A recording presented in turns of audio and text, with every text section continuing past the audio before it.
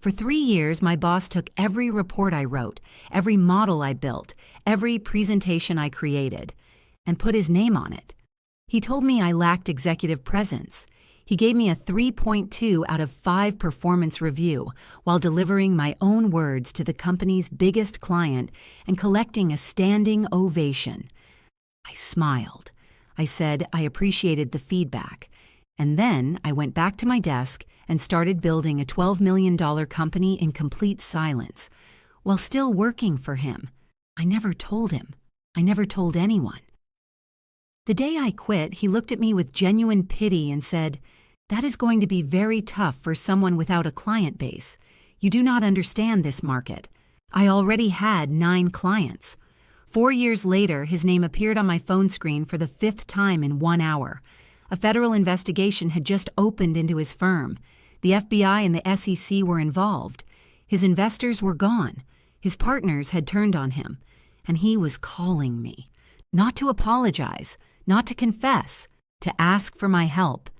This is the story of what I said, and what I did not say, and what it took to become someone who could sit 42 stories above the city where all of this happened and feel nothing but clear. The name on my phone screen reads Derek Calloway, Director. I watch it flash 3 times against the polished surface of my standing desk. Outside my floor-to-ceiling windows, San Francisco Bay catches the late afternoon light like hammered silver. 42 stories up, a long way from the gray cubicle where I once rewrote Derek Calloway's presentations while he presented them as his own. I let it go to voicemail. I pick up my coffee, the good kind, the kind I choose for myself now, and turn back to the quarterly report on my second monitor. Meridian Analytics, my company, just crossed $12.2 million in annual recurring revenue. The audit is clean. The team is 12 people I hired, trained, and trust completely. My phone buzzes again. A text this time. Derek, Maya, it's urgent. Please call me back. It's about Pinnacle Group. The name alone tightens something behind my sternum. Not fear. Something older than fear. The quiet tension of a wound that healed correctly, which is different from a wound that healed wrong. I set down my coffee and walked to the window instead. I've been in this city for 7 years. For 3 of those years, I worked at Pinnacle Group, a mid-sized financial consulting firm in the Soma district that smelled of carpet cleaner and managed disappointment. I sat in a cubicle on the 7th floor. I ran models that were submitted under other people's names. I built client decks that Director Derek Calloway presented to partners, while I watched through the glass walls of the conference room, invisible as furniture. I remember the first month I started. 24 years old, economics degree from Berkeley, hungry and hopeful in the specific way young women are before the world teaches them to ration their hope. My first project was a risk assessment for a mid-market retail client. I worked 18 days straight, cross-referencing 3 years of sales data against macro indicators, building a model so granular it could project quarterly variance within 2 percentage points. Derek presented it to the partners on a Tuesday morning. He arrived with printed slides and a practiced confidence that filled the room. The partners leaned forward. They nodded. They asked intelligent questions that he answered with the ease of someone who had rehearsed. At one point, one of the senior partners asked about the confidence interval methodology, a technical question that got to the heart of the model's architecture. Derek paused for exactly 1 second. Then he said, "Our analyst ran the specific calculations. The underlying approach is standard industry methodology." He moved to the next slide. Standard industry methodology. As though the thing I had spent 18 days building from first principles was simply a form I had filled out correctly. He mentioned my name once, in passing, as the analyst who ran the numbers. I remember sitting in that conference room, watching the partners nod, watching Derek collect their praise and thinking, this is how it works here. You do the work. Someone else takes the credit. That is just the job. So I stayed, and I learned. And I kept doing the work. 3 years at Pinnacle. I will tell you what those years looked like in small, specific moments, because that is the only honest way to describe what it means to be systematically overlooked. The Morrison account launch. I built the entire client-facing analytics dashboard from scratch, coded the backend, designed the interface, wrote the documentation, tested it through 4 rounds of revisions, trained the client's internal team on its use. Every pixel of it came from 12-hour days and several nights where I slept on a couch in the break room because the deliverable deadline was fixed and the scope kept expanding. Derek demoed it to the Morrison executives with a laser pointer and a confidence that bordered on performance art.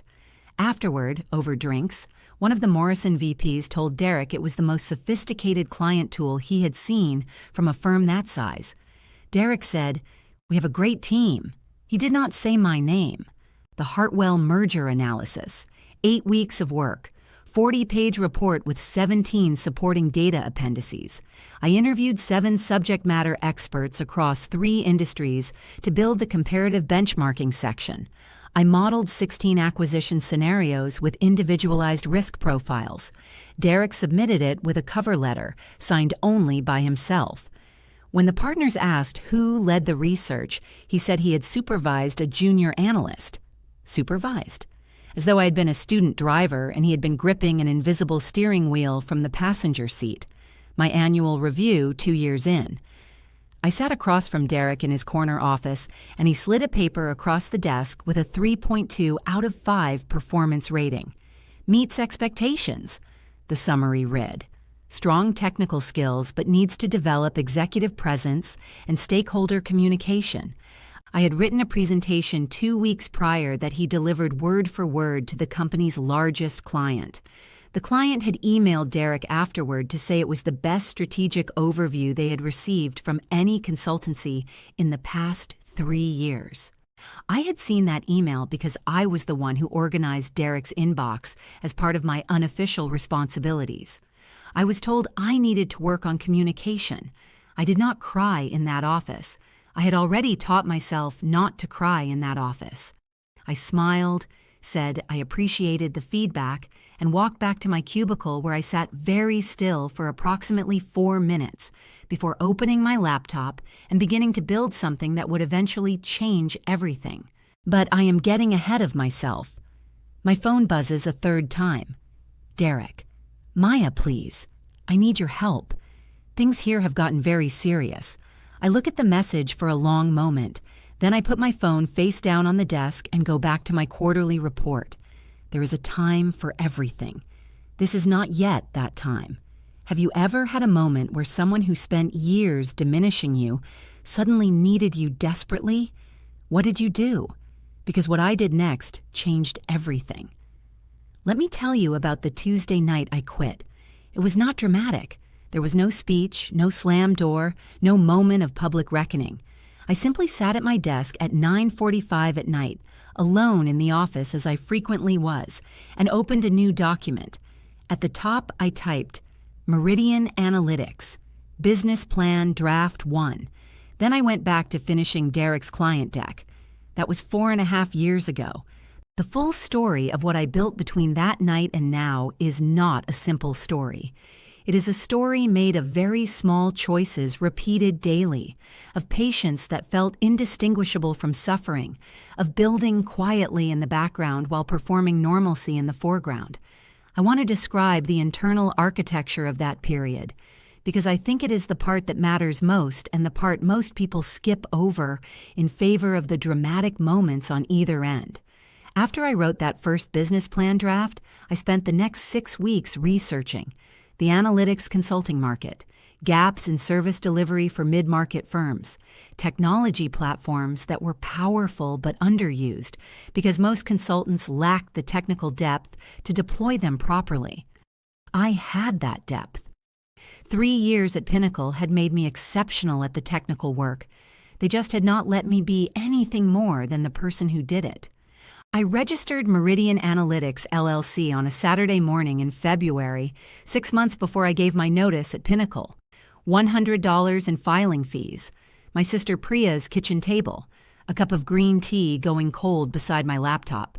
The confirmation email arrived at 11:47 a.m. and I stared at it for a full minute before closing my laptop and helping Priya make lunch.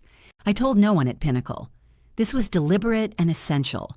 I had learned, working beside people like Derek, that information shared prematurely is leverage surrendered. My company was not yet something that could survive scrutiny. It was still just a registered name, a business plan, and the quiet electricity of a decision made after years of waiting. My first client came from a former Pinnacle client who had worked with me directly on a project and somehow intuited that I was the engine behind the work. She was the CFO of a health tech startup, sharp and efficient, and she found me through LinkedIn 3 weeks after I had quietly updated my profile. She asked if I did independent consulting. I said yes. She had a financial modeling project that needed 2 months of work. I did it at night and on weekends. I did not sleep much. I did not complain about this to anyone, partly because there was no one to complain to who would understand, and partly because I did not experience it as something worth complaining about. I was building something that was entirely mine, and the sleeplessness felt nothing like the exhaustion of building things for other people. Those are different kinds of tired. I know the difference in my body. I kept working at Pinnacle through all of it. I kept running Derek's models and building Derek's decks and showing up to meetings where I was rarely introduced and never credited. I had a plan, and the plan required patience. Every month at Pinnacle, I was learning their client base, understanding the gap in the market, identifying the exact kind of firm that was being underserved by consultants who were technically shallow. I was doing market research in real time, funded by the salary of the company I was eventually going to outcompete. I do not feel guilty about this. I gave Pinnacle excellent work every day I was employed there. My obligation to my employer was the quality of my work product, which I delivered without reservation.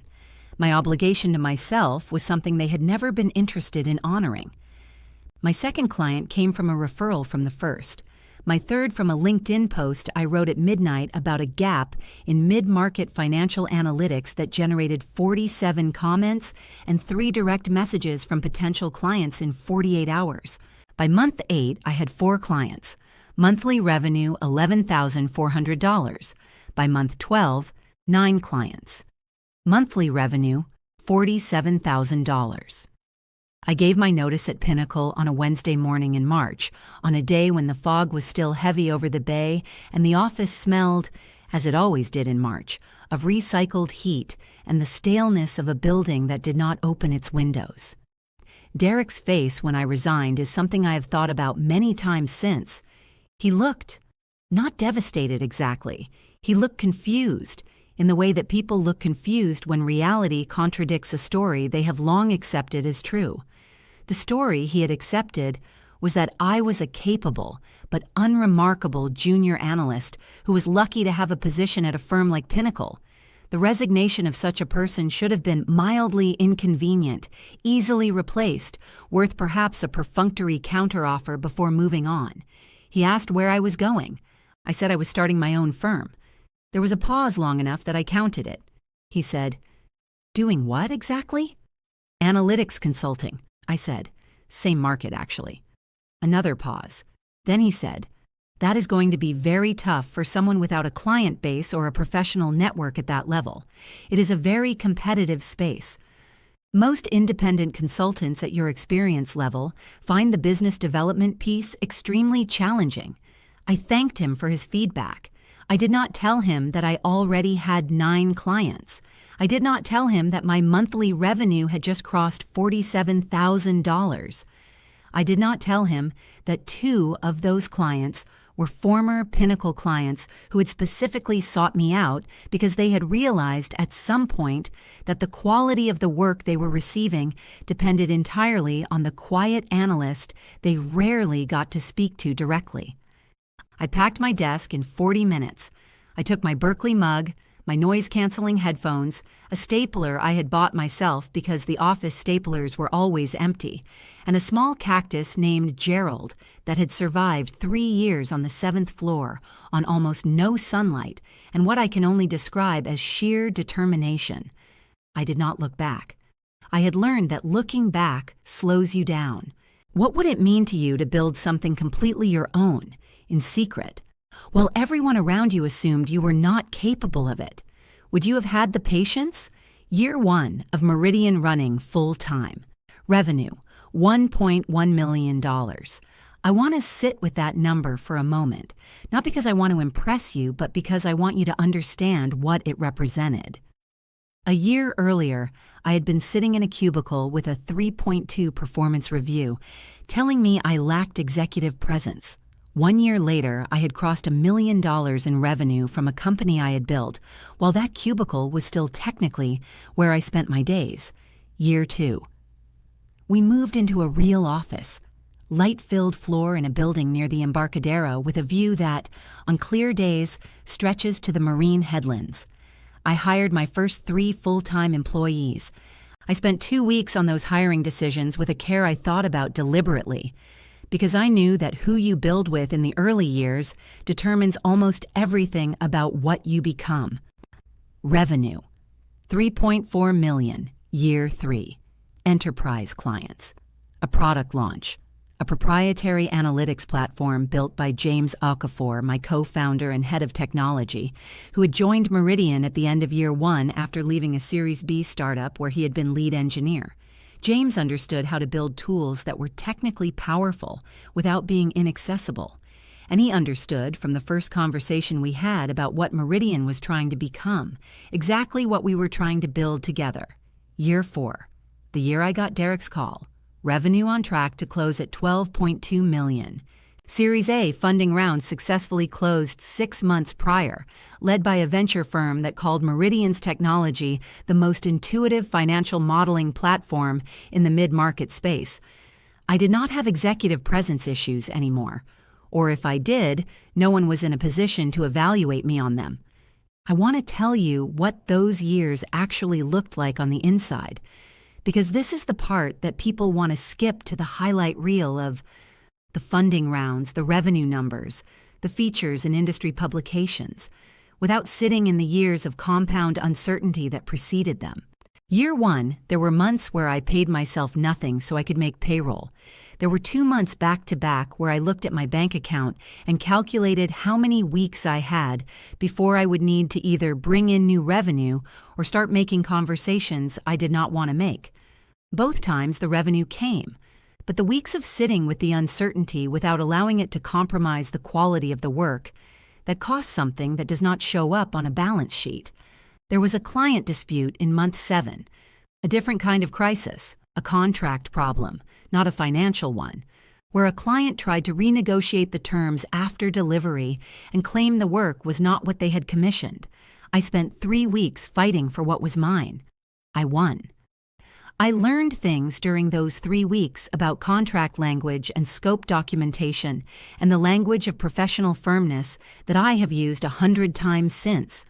That was the accounts receivable battle.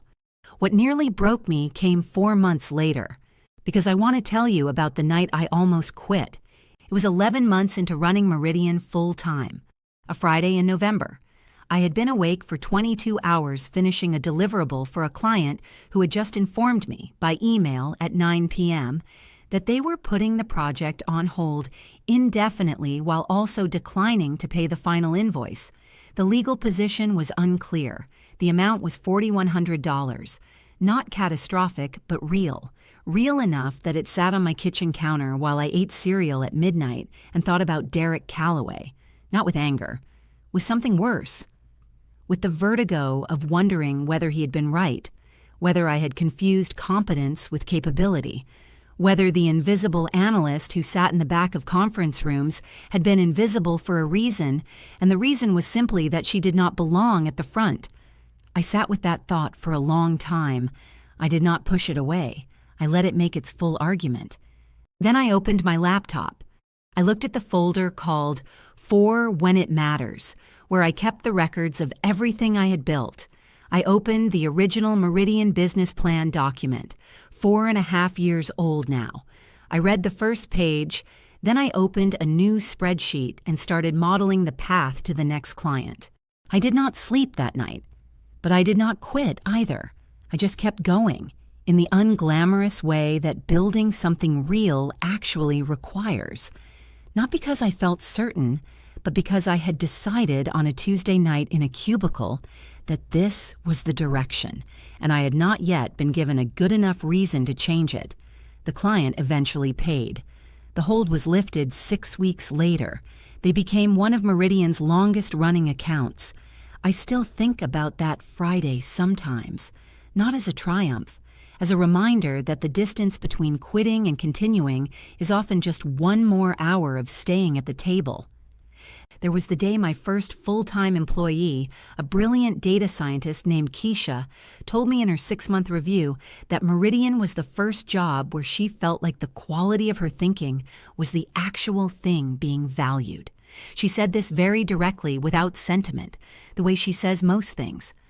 I thanked her and went to the bathroom and sat in a stall for 4 minutes, processing a feeling I did not have a clean word for. It was something like, this is the thing I was building toward, and it is real now. There was the morning I saw a Pinnacle case study published in an industry newsletter, a client I had personally served during my years there, presented as an example of Derek's approach to mid-market analytics. I read it twice. The methodology described was mine, almost exactly. The presentation framework was mine. Even the visualization style, which I had developed independently over 18 months of iterative refinement, was there, described in Derek's name as though he had invented it. I screenshot it. I filed it in a folder I kept organized and current. I kept building. There was one evening midway through year 3 when I sat with a number on my screen and considered whether I had an obligation to do something with what I was increasingly suspecting about Pinnacle's reporting practices. I had no proof then. I had patterns and instincts and the unease of someone who understood the models well enough to know that certain client outcomes should not have looked as clean as they apparently did. I thought about making a call. I decided I did not yet have anything concrete enough to act on responsibly. I kept the files. I kept building. I told myself, if it ever becomes something real, the record will be there. There is a kind of focus available to you when you stop needing approval from the people who once withheld it. It is one of the cleaner fuels I have found. It burns steady, and it does not require maintenance. It just runs underneath everything, because the thing that would have disrupted it no longer has access to you. My phone, sitting face down on my desk, buzzes 4 more times over the next 2 hours. I check it before I leave the office for the evening. Derek has sent 3 more texts and called twice. The last text reads, Derek, Maya. Pinnacle is under federal investigation, SEC and FBI. I need help understanding some of the modeling work from the Hartwell and Morrison projects. I think there may have been irregularities I wasn't aware of. Please, I'm asking as a former colleague. I read this message in the elevator, then I read it again in the lobby. Then I walk out into the San Francisco evening, which smells of salt and fog and the promise of cities built on disrupted ground, and I call my attorney. Have you ever watched a situation you warned people about unfold exactly as you predicted? What did you do with that feeling? My attorney's name is Rachel Ossie. She is direct, precise, has the kind of focused intelligence that makes you glad she is on your side, and charges $450 an hour, which I can afford. I meet her at her office the next morning, floor 14 of a building in the financial district, white walls and natural light, and the organized efficiency of someone who respects her own time and everyone else's. I show her Derek's messages. She reads them twice. She asks how long since I left Pinnacle. 4 years, I tell her. She asks what my role was there, specifically. I was the lead analyst on most of the major client projects for the last 2 years of my tenure, I say. I built the financial models. I designed the analytics frameworks. I wrote the client-facing documentation. My name rarely appeared on the final deliverables. She writes something down. She asks if I have documentation of the work I did there. I tell her that I do, that I kept copies of everything. Original drafts, revision histories, email chains establishing timelines, methodology notes with dates. not because I anticipated this situation, but because I had long understood, in the low-frequency way you understand things that you are not yet ready to say aloud, that the work I was doing deserved a record even if no one around me was keeping one. I had kept those records the way some people keep journals, not to read back, but because the act of recording is itself a form of insisting on your own reality. Rachel says this is very helpful. She says it with a precision that suggests she means it technically, not just reassuringly. She explains what she knows about the investigation. What she can tell me is that the SEC has opened a formal inquiry into Pinnacle Group relating to reporting irregularities on at least 2 major client engagements from the period when I was employed there. She names the Hartwell merger analysis and the Morrison account launch, my 2 projects. She explains that the investigative team will likely want to speak to anyone who worked on those engagements. She explains that the documentation I have kept may be significant to the investigation. She uses the word significant 3 times in 5 minutes, which is how I know she means it as a technical assessment. She asks how I feel about this. I think about Derek's text, the word irregularities, the careful framing of something I wasn't aware of, which places the knowing on someone else's side of the transaction while leaving open the possibility that the someone else is me. I think about the Pinnacle case study I read in the newsletter, my methodology credited to Derek's approach. I think about the 3.2 performance review and the word supervised, and the client dinners and partner celebrations I was never invited to because I was in the office running the models that would make those celebrations possible. I tell Rachel, I feel fine. I want to understand my obligations clearly, and I want to make sure whatever documentation I provide goes through proper legal channels with full protection for me as a cooperating witness if it comes to that. She nods. She says this is exactly the right posture.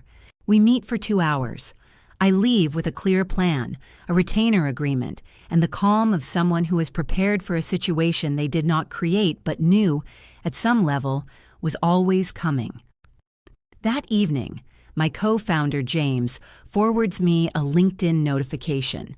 Someone from Pinnacle's HR department has viewed my profile, then 2 of Pinnacle's current partners, then Derek himself, whose profile picture shows a man who looks like he has not slept well in several weeks. James adds a single line, "Sounds like things are heating up over there." I write back, "Let them look."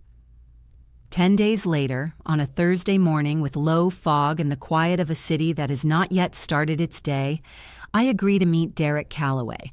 I want to be honest about why. It is not because I forgive him. Forgiveness is a separate and ongoing process I pursue for my own sake, with the help of a good therapist named Dr. Adeyemi, who has helped me understand the difference between releasing resentment and releasing accountability. Those are not the same thing. I had been doing the first for years. The second was not mine to release. It is not because I need anything from him. It is not because I feel sorry for him, though I notice, when I examine the feeling carefully, that what I feel most is a kind of neutral clarity, the recognition of a pattern arriving at its predictable conclusion. I agree to meet him because Rachel advises that it may be useful to understand what he knows and what version of events he is constructing. Because I am going to be involved in this investigation, regardless of whether I engage with Derek directly, my documentation is already in the process of being formally organized for submission.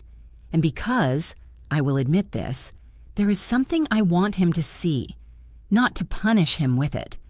Simply because the truth of what I had built deserved to be visible to the person who had spent the longest time refusing to see it. Not for his sake, for the record.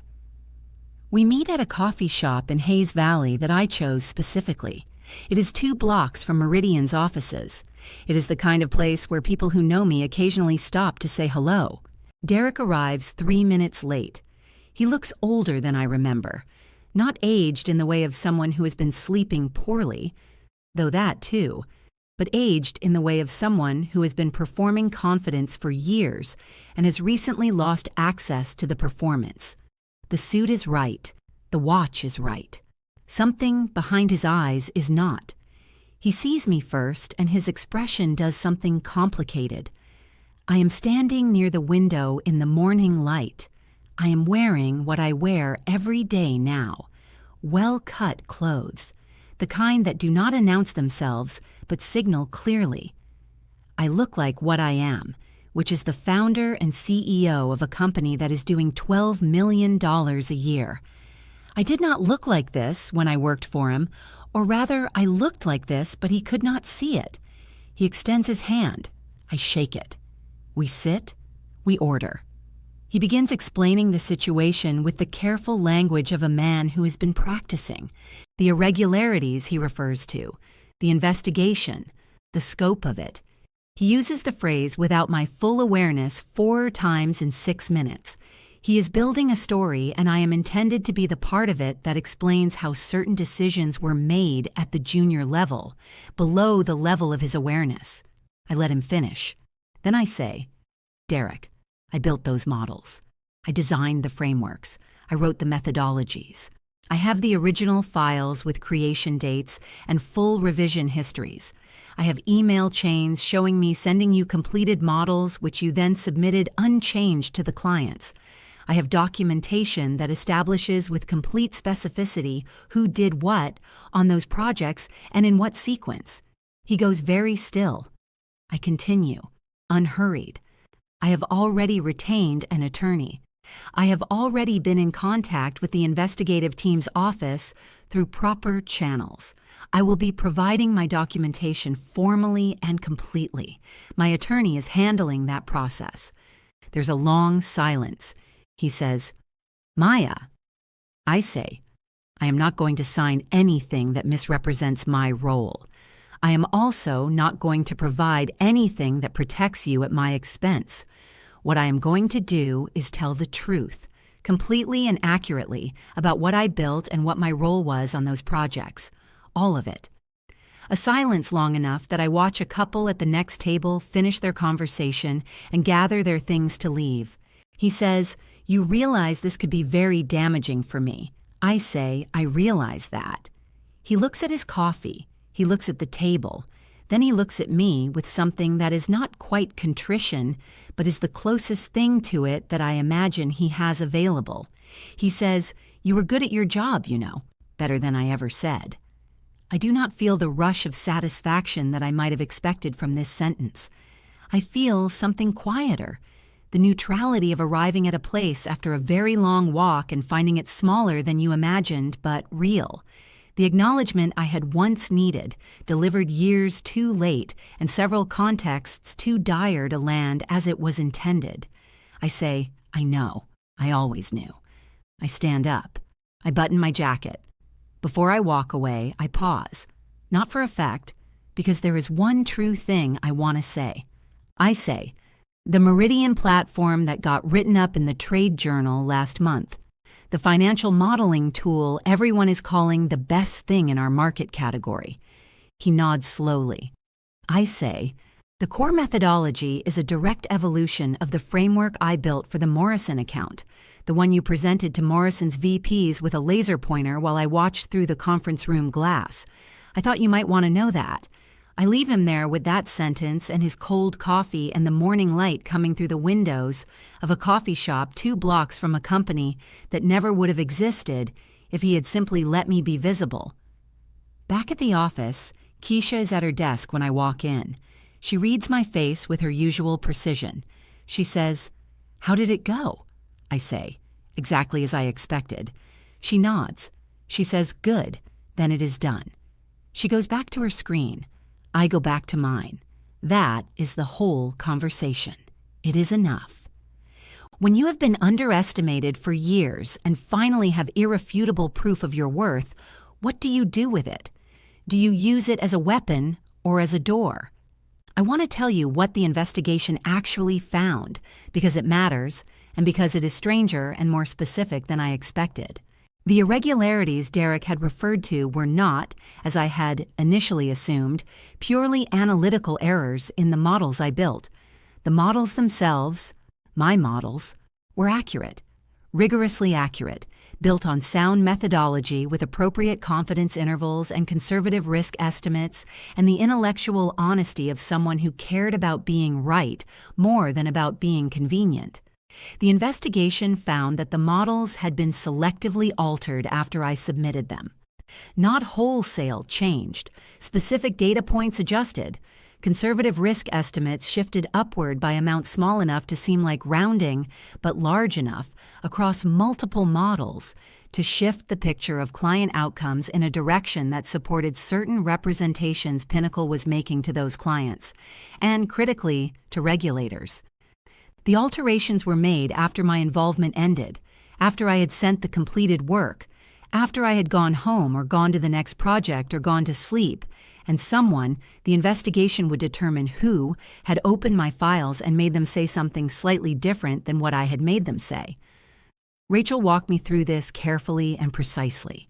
She wanted me to understand what it meant for my position. What it meant was this: the foundation of the work, the real analytical work, the work I had done over weeks and months of careful technical effort, was sound. What had happened to that work afterward was not my responsibility, not my knowledge, not my action. My models had been used as a vehicle for something I had not been part of and had not consented to. And because my name had never appeared on the deliverables, because I had been the invisible engine rather than the credited author, I had also been inadvertently insulated from the specific liability that attached to the person whose name was on those reports. There is a bitter irony in that. Being erased had, in this one instance, protected me. I submitted my documentation to the investigative team in a single organized package: original files with metadata intact, complete revision histories, email chains establishing the timeline of my work and subsequent submission, methodology notes showing my process. Rachel handled the formal process. I was interviewed once for 2 hours by Special Agent Abrams, who was methodical and courteous, and seemed unsurprised by anything I told her, which I took as a professional compliment. Afterward, Rachel told me I had been exceptionally helpful, and that my documentation was among the most thorough she had seen a cooperating witness provide. I said I had kept good records. She said, "Most people do not." I said, "I knew the work was real even when no one else was acknowledging it. It felt important to document things that were real." She looked at me for a moment. Then she said, "That was a very good reason." The investigation proceeded. Derek was eventually charged with securities fraud and filing false analytical reports. 2 Pinnacle partners were also named in the charges. The firm was restructured. Several clients initiated civil suits. I read about it in the news with the same neutral clarity I have come to recognize as my emotional frequency for everything related to Pinnacle Group. Not triumph, not grief. Something cleaner than both. The feeling of watching a story reach its correct ending. Keisha brought the news article to my office on her laptop. She set it in front of me and waited. I said, "So how does that feel?" She said, "That's what I was going to ask you. I thought about it honestly for a moment." I said, "Like watching a building you used to work in get renovated. It needed to happen. It is just a building." She looked at me with the skeptical precision that makes her excellent at her job. She said, "That is either very enlightened or very repressed." I said, "Probably somewhere in the middle." She laughed. We went back to work. 12 days after the charges were formally announced, I received an email from my sister Priya, who had been following the story with the attention of someone who had watched me come home 3 years of Christmases slightly hollowed out from a job that took everything and returned little. The email said simply, "Does this feel like justice?"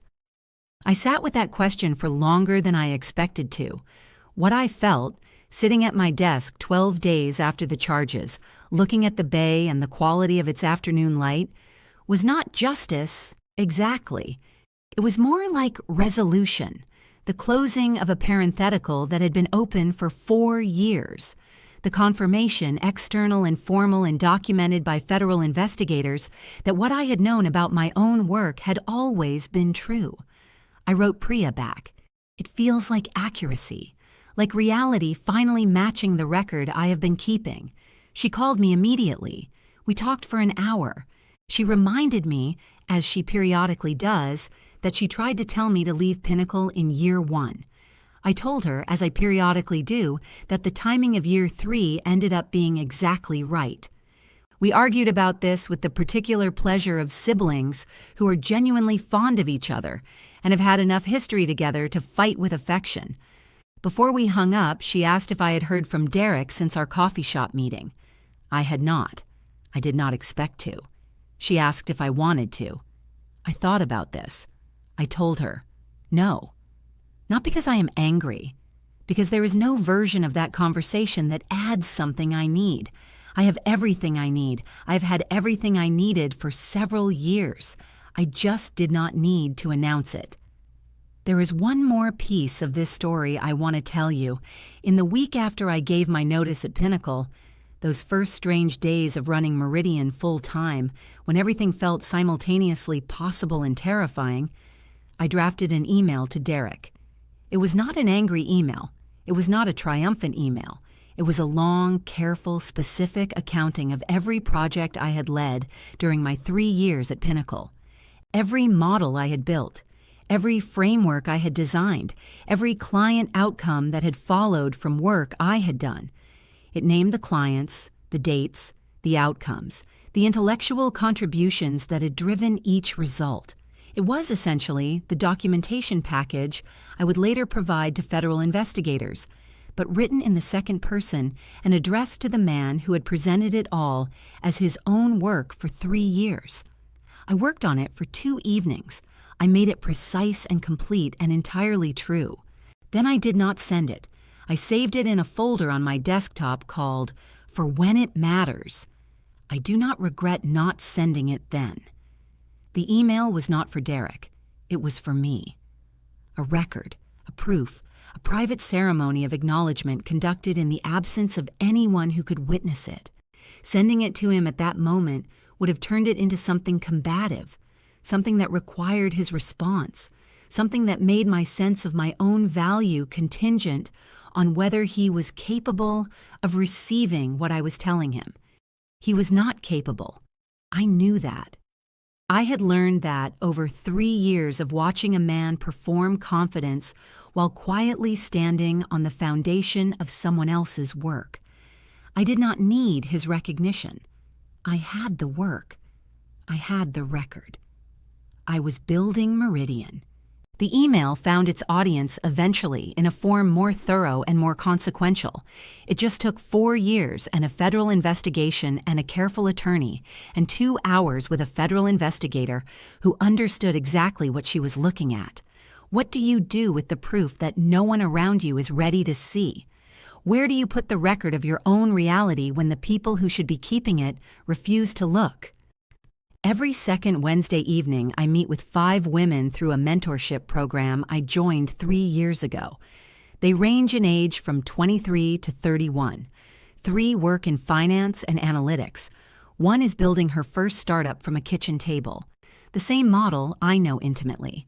1 is in the middle of a career pivot that is going well and terrifying her in equal measure, which I tell her is exactly what a pivot that matters feels like. I do not begin our sessions by telling them my story. I begin by asking about theirs. I have found that the most useful thing I can do in the first months with a new mentee is to demonstrate through attention that their specificity matters. The exact details of their situation, not the general shape of ambition or the broad strokes of challenge. The specific Monday morning, the specific comment in the meeting, the specific thing they built that went uncredited. Those details are where the real information lives. But my story comes out eventually, in pieces, in the context of situations they are navigating. The moment I share most often is not the funding round or the federal investigation or the coffee shop conversation with Derek. It is the Tuesday night when I sat at my cubicle desk at 9:45 p.m. and typed Meridian Analytics, Business Plan Draft 1 at the top of a new document. Because that moment is the hinge everything turned on. Not the confrontation, not the investigation, Not the 12 million in revenue or the Series A or the platform launch. The decision made quietly and alone with no audience and no applause and no certainty of outcome to begin building something that was entirely mine while continuing to show up, professionally and competently, to a situation that was neither. The patience of that period is the hardest thing to explain to people who have not lived something similar. It does not feel like strategy while you are in it. It feels like endurance.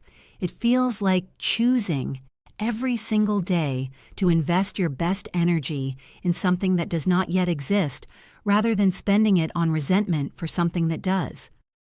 I tell them that the resentment is real and the resentment has information in it. It is telling you something about what matters to you and what you will not accept forever. But the resentment is not a building material. You can acknowledge it and set it aside and pick up something you can actually use. I tell them, document everything.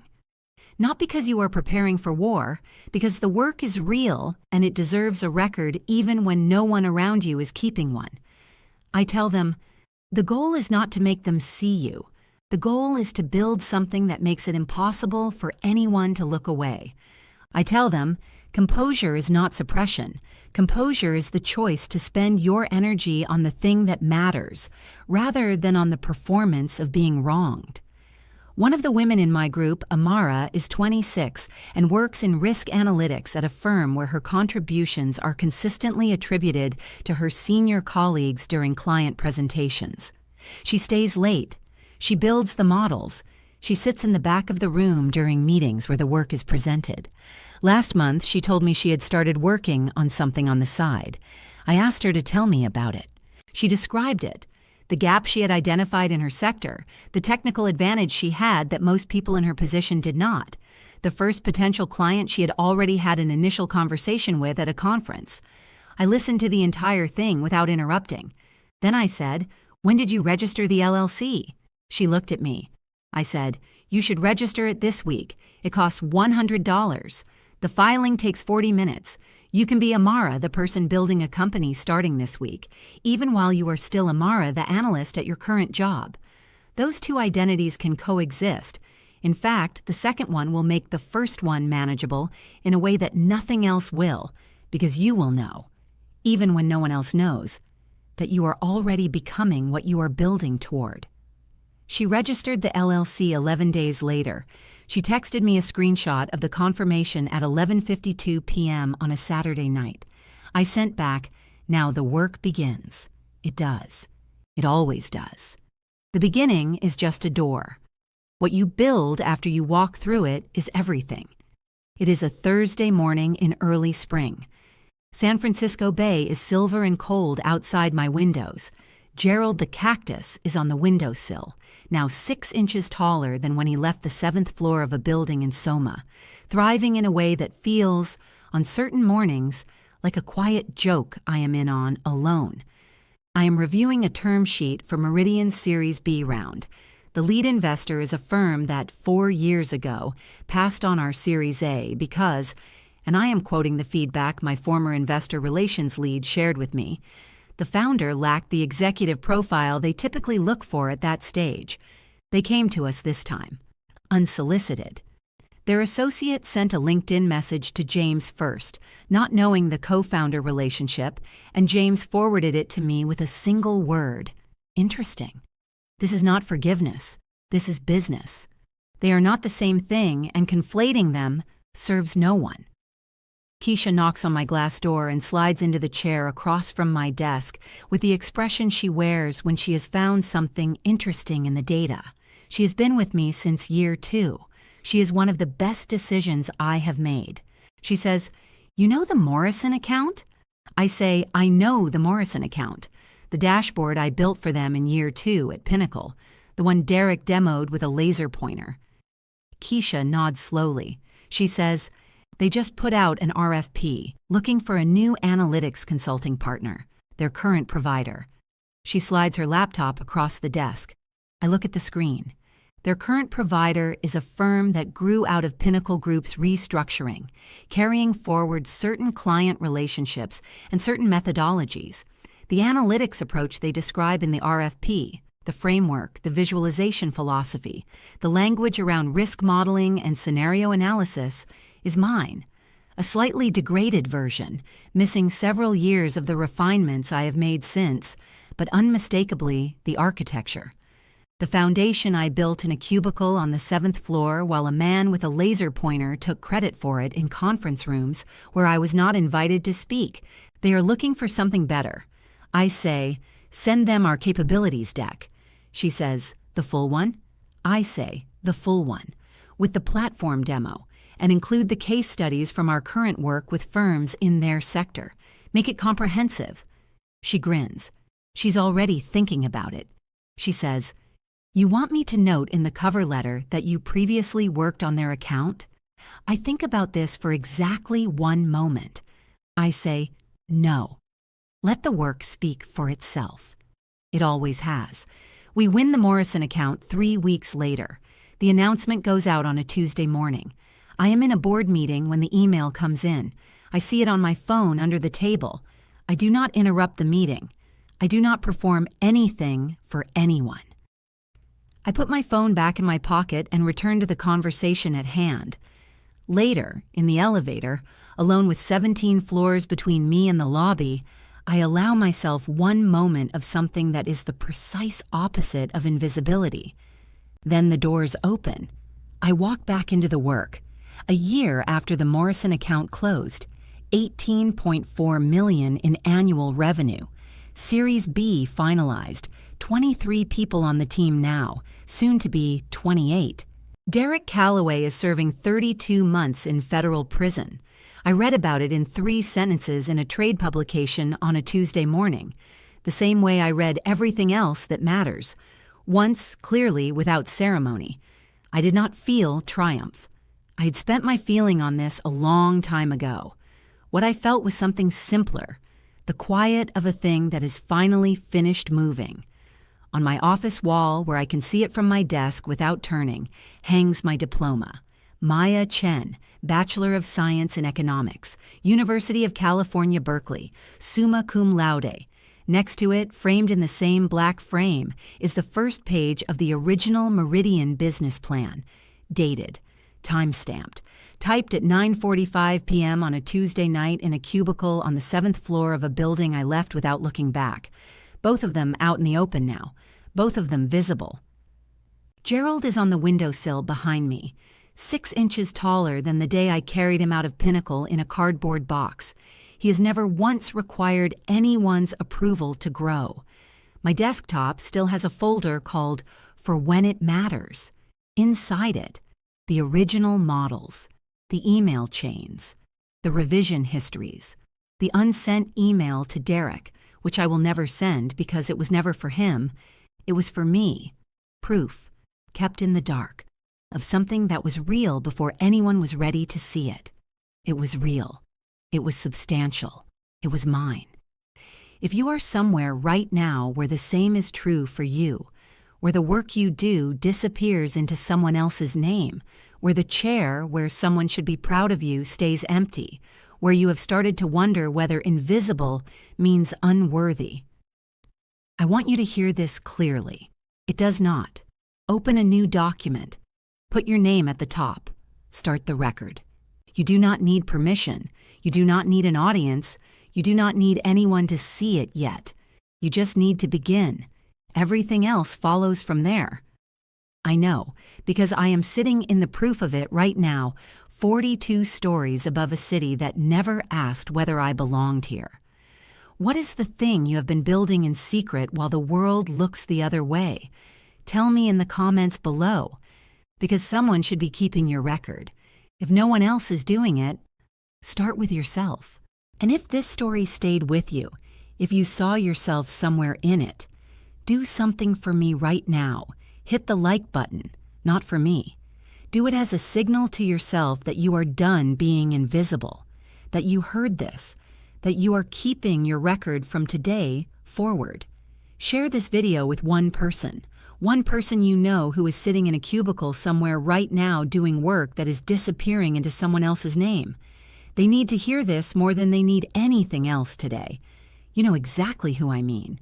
And if you want to hear more stories like this, real stories about building something real in the dark, about staying the course when no one is watching, about what it actually takes to become someone the world cannot overlook, subscribe. Hit the notification bell, because the next story is already coming. I will see you there.